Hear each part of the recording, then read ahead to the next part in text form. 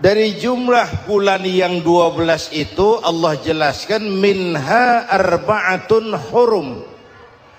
Ada 4 bulan yang disebut bulan yang dihormati, bulan yang disucikan, bulan yang diharamkan. 4, 3 bergandengan, 1 agak terpisah. Yang bergandengan itu Rajab, Sya'ban, Ramadan. Yang agak terpisah itu Muharram.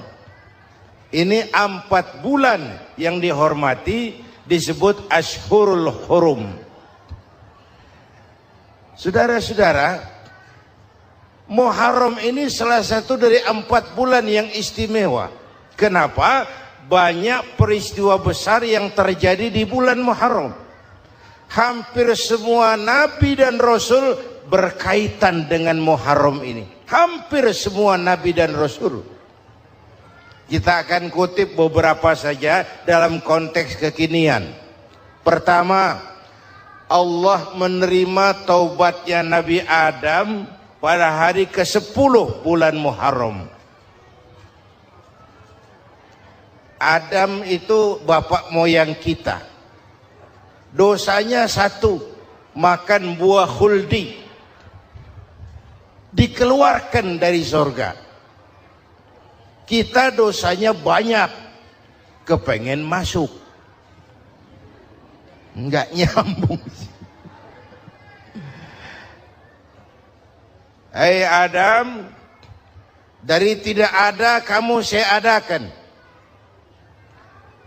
Saya perintahkan tinggal di surga. Merasa sepi sendirian, saya ciptakan Siti Hawa supaya kamu tenang. Kamu boleh nikmati semuanya. Ini boleh, itu boleh, ini boleh, itu boleh. Makan, makanlah yang kau mau. Minum, minumlah yang kau suka. Pakai, pakailah yang kau senang. Satu yang saya minta, jangan dekati pohon khuldi. Itu kau tidak sanggup, keluar. Diusir dari surga. Sujud Nabi Adam, kata riwayat 40 tahun sujud, membaca Rabbana zalamna anfusana wa illam taghfir lana wa tarhamna lanakunanna minal. Itu namanya istighfarnya Nabi Adam. Istighfar itu kan mengucapkan astagfirullah, basmalah, membaca bismillah. Jangan kayak teman saya disuruh banyak-banyak baca istighfar, benar-benar dia baca istighfar, istighfar, istighfar. Bukan itu maksudnya. Nah, maka salah satu amalan yang sangat dianjurkan di bulan Muharram ini memperbanyak istighfar. Tidak ada orangnya yang tidak. Ayo jujur, ini yang kumpul di sini semua, ada nggak yang nggak punya dosa? Yang merasa nggak punya dosa, ayo ke depan. Ada? Tidak ada. Setiap kita, entah kecil, entah besar, sengaja, terlupa, pasti mempunyai yang namanya khilaf dan salah. Dan Allah Tuhan kita bukan Tuhan pendendam. Allah Tuhan kita Tuhan yang ramah dan rahmah. Manusia, dosamu banyak, tapi ampunanku lebih banyak. Salahmu besar, rahmatku jauh lebih besar. Kau sujud di hadapanku, aku bangga melihatnya. Kau menangis di hadapanku, aku senyum melihatmu. Kau berjalan menujuku, aku berlari menyambutmu. Karena itu amalan yang sangat dianjurkan di bulan Muharram ini memperbanyak istighfar. Itu kalau istighfarnya Nabi Adam. Ada istighfarnya Nabi Yunus. Ibu kenal Nabi Yunus? Di mana kenalannya? Sok tahu. Nabi Yunus itu ketika berdakwah kepada kaumnya yang bandel, memberikan peringatan, kalau kalian tidak mau beriman akan turun azab. Kapan Yunus? Akan. Kenapa mesti akan? Sekarang aja kalau mau saya tungguin. Kurang ajar betul ini umat. Akhirnya Nabi Nuh menghindar dengan perhitungan kalau azab tidak turun saya sudah jauh, meragukan janji Tuhan. Lalu naik kapal, dinaiki oleh Yunus, kapal mogok. Dicari siapa biang keroknya ini, diundi ternyata Yunus, sampai 3 kali diundi. Dibuanglah Yunus ke dasar laut, ditelan oleh ikan Nun atas perintah Allah. Telan itu Yunus, jangan pakai dikunyah, rusak urusan. Telan saja, simpan di perutmu. Dibawa oleh ikan Nun ke dasar lautan. Itu yang oleh Quran dikatakan bertemulah 3 macam kegelapan, zulumatun salas. Gelapnya tengah malam, gelapnya di dasar laut, gelapnya di dalam perut ikan. Itu namanya peteng, mbahnya gelap. Di perut ikan itulah Nabi Nuh sadar akan kesalahannya, meragukan janji Allah, meragukan janji Allah. Ia sujud di dalam perut ikan itu, membaca la ilaha illa anta subhanaka inni kuntu. Itu istighfarnya Nabi Yunus. Dibacakan istighfar begitu, ikan sakit perut, Pak. Di dasar laut kemana mau cari apotik? Dia naik ke permukaan, memuntahkan isi perutnya, Nabi Yunus keluar dengan selamat. Itu pun terjadi pada hari ke-10 bulan Muharram. Istighfar intinya itu. Itu amalan utama bulan Muharram, memperbanyak istighfar. Allah selamatkan Nabi Nuh dari bahtera banjir yang luar biasa 10 Muharram. Allah selamatkan Nabi Ibrahim dari pembakaran Raja Namrus 10 Muharram. Setelah Nabi Ibrahim itu menghancurkan berhala-berhala, Abrahat pulang mau ibadah, lihat Tuhannya berantakan, marah besar. Siapa yang menghancurkan Tuhan-Tuhan kita ini? Ada yang lapor, kami lihat Ibrahim. Tangkap. Belum ada bukti, tangkap dulu yang penting. Bukti belakangan. Tangkap. Wah, dikerahkanlah aparat. Tangkap Nabi Ibrahim. Disidang langsung oleh Abrahat, oleh Namrus maksud saya. Ibrahim, kau yang menghancurkan berhala-berhala kami ini, Tuhan-Tuhan kami. Siapa bilang? Ada yang lapor. Saya dengar enggak semua berhala itu hancur. Ada yang paling besar, angkat tangan, saya lihat ada kampak di tangannya. Barangkali yang besar itu iseng tuh, yang kecil-kecil dikampakin. Tanya aja sama dia, kamu gila? Kenapa? Masa kami disuruh nanya berhala? Nggak bisa jawab. Nggak bisa jawab. Lah kenapa disembah? Lebih gila mana sih? Tahu nggak bisa jawab kenapa disembah? Kurang ajar kamu Ibrahim. Bakar, dibakar. Ketika Ibrahim dilempar ke kobaran api yang menggunung, Allah perintah api, ya naru kuni bardan wa salaman ala Ibrahim. Hai api, dinginlah sampean. Api Madura waktu itu, Pak. Hai api, dinginlah sampean, selamatkan Ibrahim. Api tunduk kepada perintah Allah. Ibrahim masuk ke kobaran api, selembar rambut pun tidak terbakar. Kenapa? Apinya tunduk kepada perintah Allah. Kenapa? Karena Ibrahim orang yang takut kepada Allah. Api tunduk kepada perintah Allah. Kalau kita baca ayat itu, masuk ke api, mateng. Sudah hadirin yang saya muliakan, oleh karena itu selamatnya Ibrahim dari pembakaran Raja Namrus itu pun pada 10 Muharram, Yaumul Asyura, hari ke-10 dari bulan Muharram. Baik. Itu Ibrahim. Hadirin hadirat yang saya cintai, sebagian kecil tentang Nabi Adam, Nabi Ibrahim dan Nabi Yunus, tapi saya belum menceritakan tentang Nabi Nuh tadi. Mengulang kaji. Nabi Nuh salah seorang rasul yang masuk ulul azmi, 5 besar. karena memang perjuangannya menggambarkan satu usaha yang ulet dan luar biasa.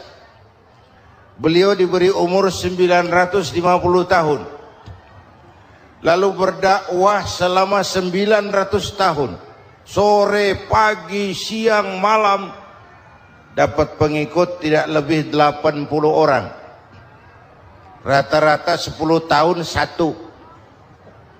Kalau saya minta berhenti aja jadi nabi, Pak. Ustadz mana masih mau buka pesantren, 10 tahun buka pesantren, yang nyantri cuma satu. Pedagang mana yang masih mau dagang, 10 tahun dagang yang beli satu. Pimpinan partai mana yang masih mau kampanye, 10 tahun buka partai, yang nyoblos satu. Bangkrut. Umatnya bandel, kurang ajar, durjana, bajingan, tengik. Umatnya Nabi Nuh ini, kalau diceramahi, telinganya ditutup dengan tangannya. Nabi Nuh akhirnya rekes. Tuhan, siang malam saya berdakwah kepada umat ini. Tiap kali saya sampaikan dakwahmu, mereka tutup telinganya dengan tangannya. Alergi dengar ceramah. Apa itu ceramah? Non profit. Saudara-saudara, jadi mau kamu gimana, no? Sudah Tuhan, habiskan saja orang kafir. Nanti kalau punya anak, anaknya pun kafir lagi. Lebih baik bapak moyangnya sikat habis. Biasanya kalau bapak kalong, anak kampret. Bapak nyolong, anak nyopet. Fotokopi gimana aslinya? Hampir habiskan saja. Itu mau kamu, Nuh? Iya. Oke. Nanti aku turunkan banjir, Nuh. Buat kapal. Dengan apa saya harus buat kapal, Nuh? Ya dengan kayu, kata Tuhan. Kayunya dari mana, Tuhan? Ya dari pohon, Nuh.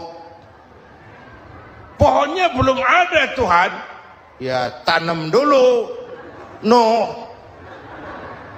Bikin kapal, kayunya nanam pohon. Apa artinya? Perjuangan perlu kesabaran. Sukses itu ada prosesnya. Nggak bisa simsalabim abracadabra lalu kita mau sukses. Semua ada prosesnya, walaupun kenyataannya begitu. Sukses banyak bapaknya, gagal itu yatim. Kalau kita sukses banyak yang ngakuin. Yang baru ketemu pakai manggil encing. Ketemu baru, tapi sukses banyak bapaknya. Gagal yatim, gak ada yang mau ngakuin kalau kita gagal itu. Udah. Bikin kapal dengan kayu di tengah kampung, bikin kapal ini. Bayangkan di tengah kampung bikin kapal, orang kafir makin menjadi-jadi. Lihat Nuh, kenapa? Makin sarap. Bikin kapal di tengah kampung, mau belayar kemana? Tuh lihat, kalau orang nggak tahu tujuan, mountain setengah jalan. Proses yang dinilai bukan finalnya. Ya kayak gitu kesimpulannya, saya enaknya sendiri. Bikin kapal. Kapal mendekati selesai, ini orang kafir rame-rame datang ke kapal Nuh. Mau apa? Buang najis. Sakit perut, berangkat ke kapal Nabi Nuh. Nongkrong. Dapat 2-3 tumpuk, pulang. Penuh lantai kapal dengan najis manusia. Inilah perjuangan. Bukan jalan raya lurus bertabur bunga di kanan kirinya. Banyak ondak dan duri, fitnah, caci maki, antipat, segala macam. Nuh. Ada orang tua dasar kafir, kurang ajar. Sudah stroke berangkat juga ke kapal Nuh. Mau buang najis, pincang-pincang digotong orang. Selesai buang najis, dia bangun, mau pulang, pegangan tiang kapal terpeleset jatuh di atas tumpukan najis. Terjadi keajaiban, yang struknya sembuh, lumpuhnya hilang, berangkat digotong-gotong pulang jalan gagah sekali. Tapi orang kampungnya heran, ente sudah sembuh? Sudah. Berobat di mana? Kok begitu paten? Di kapal Nuh. Masih banyak.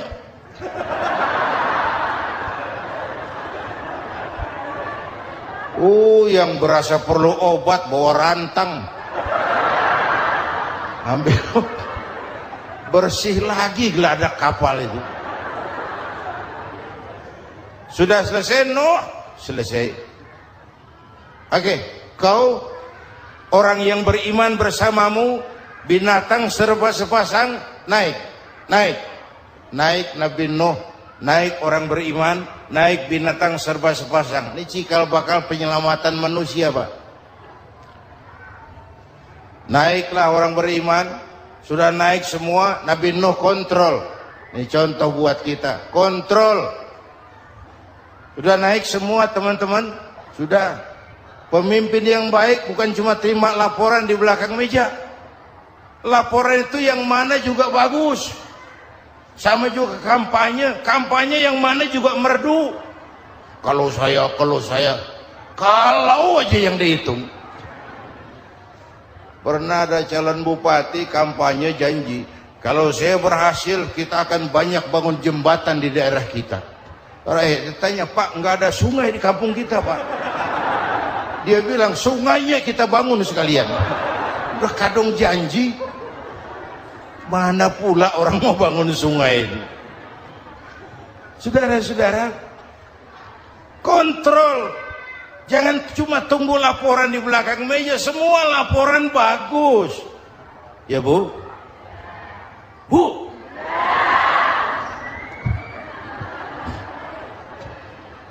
Nabi Nuh kontrol. Sudah naik semua. Sudah Nuh. Pulan bin Pulan naik. Naik Nuh. Paimin bin Tukijo. Naik. Kami lihat naik. Ada orang Jawa juga kayaknya. Ada. Sudah kontrol. Kanan anak saya ikut nggak naik kapal? Kami tidak lihat itu Nuh. Kanan. Ini potret. Bapaknya aktif ke masjid, ibunya rajin ke majelis taklim, anaknya keleleran kemana-mana. Bukan di sini, di Prancis. Udah di sini insya Allah sama.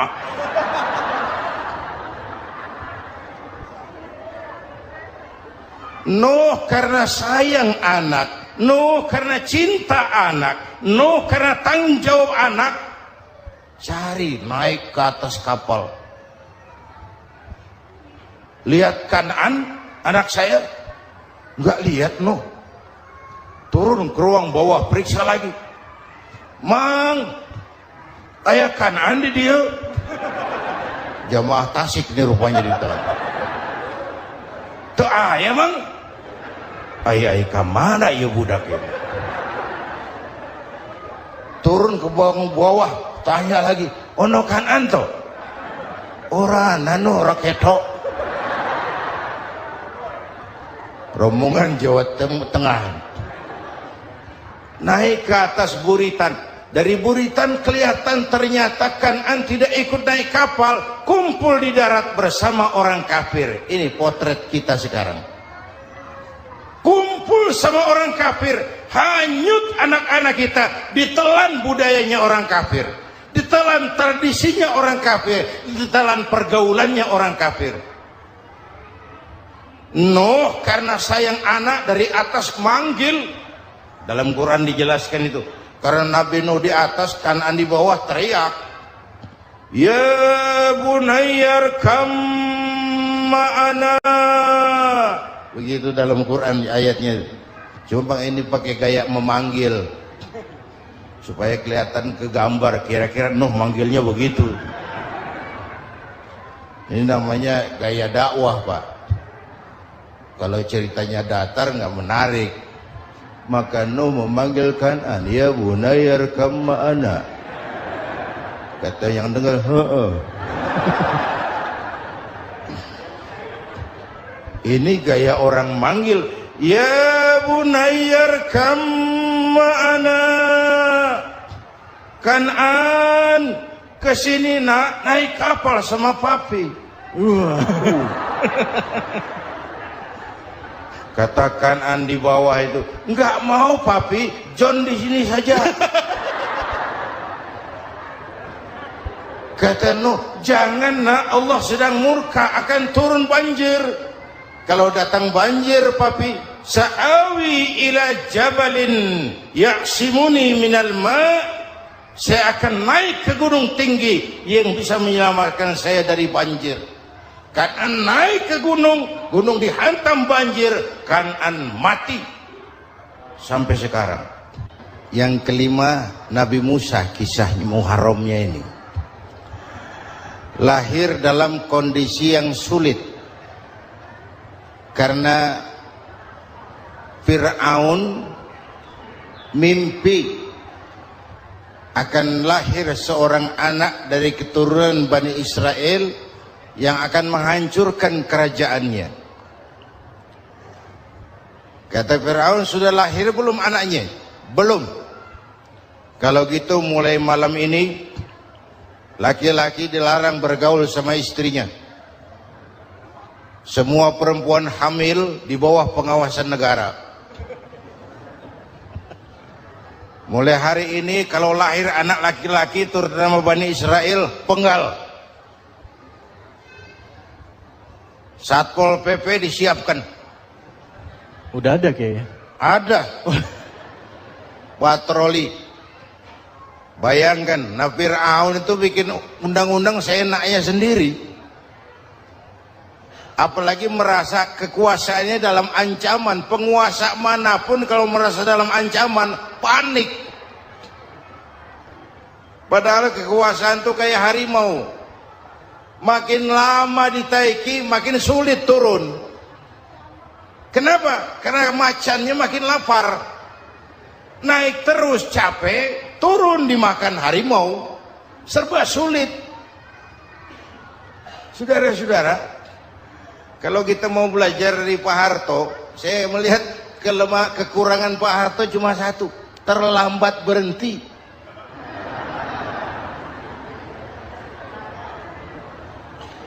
Terlambat berhenti. Di sekelilinginya banyak tukang jilat, tukang semir. Pak, kalau tidak ada bapak kami bagaimana, Pak? Saudara hadirin yang saya hormati, maka sering saya ingatkan, temanmu yang sejati adalah teman yang membuat kamu jadi benar, bukan teman yang selalu membenarkan kamu. Berapa banyak pejabat-pejabat hancur karena selalu dibenarkan oleh lingkungannya. Bapak benar, Pak. Bapak bijaksana, Pak. Itu tepat, Pak. Benar. Buang angin pun, kata kelilingnya, oh Bapak sehat.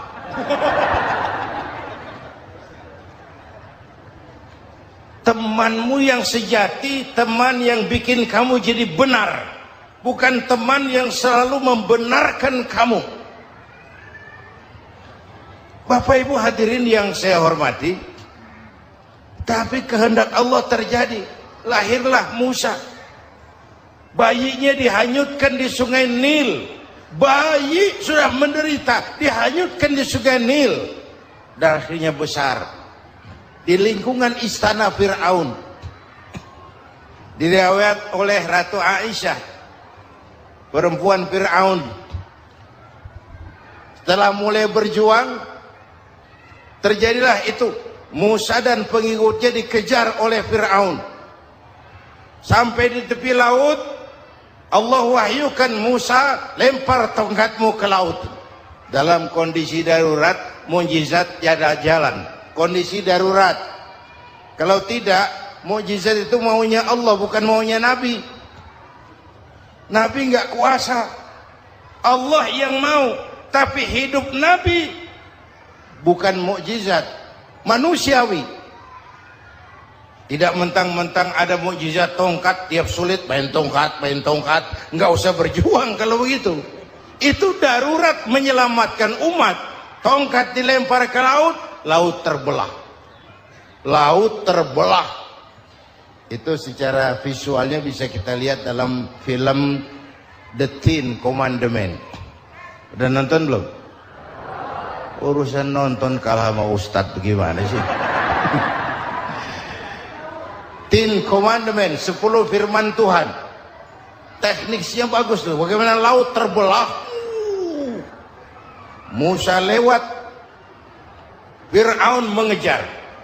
Musa sampai di ujung sana. Fir'aun masih di sama tengah perjalanan. Laut nutup kembali. Laut menutup kembali. Fir'aun tenggelam. Cengap-cengap di lautan. Begitu napas sampai di tenggorokan, Fir'aun sambil cengap-cengap itu, amantu bi Rabbi Musa wa Harun. Duh, kalau begini mah saya juga percaya sama Tuhannya Musa. Mereka mau jengkel, goblok loh. Terlambat sekarang. Tenggelamin terus. Modar. Musa selamat. Fir'aun mati. Jenazahnya, jasadnya terdampar di pinggir laut. Beberapa waktu kemudian ditemukan orang, dimumi, dibalsam, diawetkan. Itu sesuai janji Quran. Wa kadzalika nunajjika bi badanika litakuna liman khalfaka ayah. Kami selamatkan badan kamu agar jadi pelajaran bagi orang-orang sesudah kamu nanti. Janji Quran tepat. Janji itu 14 abad yang lalu. Jasad Fir'aun ditemukan, dimumi, diawetkan, dibalsam di bawah nama Pharao Ramses II. Sekarang tersimpan di Museum Negara di Mesir. Kapan-kapan nanti ibu main ke Mesir, mampir. Naik ojek paling berapa itu? Orangnya tinggi, hidungnya mancung, pokoknya pantaslah jadi Fir'aun. Selamatnya Musa di kejaran Fir'aun di ujung sana itu terjadi pada hari ke-10 bulan Muharram, yang oleh orang Nasrani diperingati dengan hari raya Paskah. Mereka melaksanakan puasa, mensyukuri nikmat keselamatan dari kejaran Fir'aun. Makanya kalau kita ikut puasa di bulan Muharram, bukan mengikuti syariatnya Nasrani, salah. Karena Nabi mengajarkan, itu sumbernya. Bukan ikutan sama ibadahnya Israel. Tapi memang agama ini kan merupakan mata rantai. Datang Rasul baru melengkapi Rasul sebelumnya, datang Rasul baru melengkapi Rasul sebelumnya. Mata rantai yang berkaitan. Setelah Muhammad selesai, selesailah tugas Nabi dan Rasul. Selesailah misi Nabi dan Rasul. Tidak ada Nabi lagi sesudah Nabi Muhammad. Itu harga mati, titik. Gak ada kompromi. Siapapun sekarang ini nggak datang ngaku jadi Nabi, wajib tidak percaya. Wajib tidak percaya. Tapi kaitannya memang, kita bilang Nasrani, orang bahasa Arab, bahasa Ibraninya Nazaret, Nasiroh, Nazaret. Itu beda dialek. Kita Daud, dia David.